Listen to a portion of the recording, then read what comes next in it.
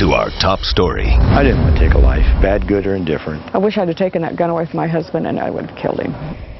A local couple talking with K2 about what they did when a man tried to break into their home. Still frightened from this ordeal, the couple asked us to conceal their identities. They told K2's Tom Jensen the man broke into their house even after they warned they had a gun and that they would shoot. Tom, we now know that this man has mental issues, but you also found that he has an extensive criminal background. Yeah, in fact, he was arrested over the weekend for causing a disturbance at a local tavern. He was actually released from jail the same day that he allegedly tried to break into this house. He also had arrests and convictions over the past 19 years, for thefts, burglaries, and the use of a weapon against another person. This husband and wife say it was obvious from the start he intended to hurt them as well. He dumped this all out and then threw it up there. The husband and wife, both in their 70s, say the man came to the front of their Bethany home and tried to get in through a window.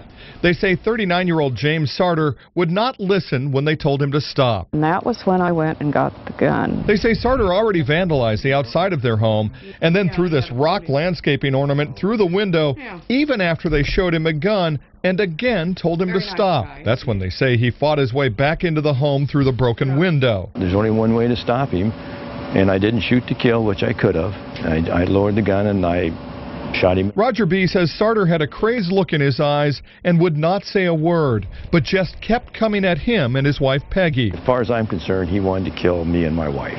Yeah. And I understand he's mentally disturbed, but mentally disturbed can still kill somebody. You could see it in his eyes. Oh, there was absolutely no doubt in my mind that he wanted to do harm.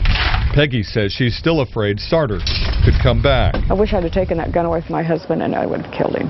I think we had every right to defend our house. Doesn't everybody? Sartor finally did say something to Roger just before Washington County deputies arrived and arrested him. He asked me not to kill him. It turns out Sartor lives just 3 blocks away. His mother told me he has bipolar disorder, but she does not know what set him off this time. In fact, she says that he was tearing up her house just before he went down the block and allegedly caused the disturbance down there. Now, the grand jury will determine whether to charge him with a crime here, but they're also going to consider whether to charge the homeowner for shooting him.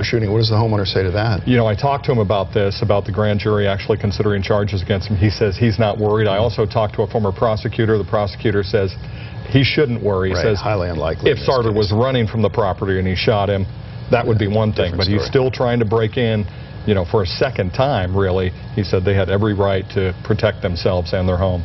Tom, thank you very much.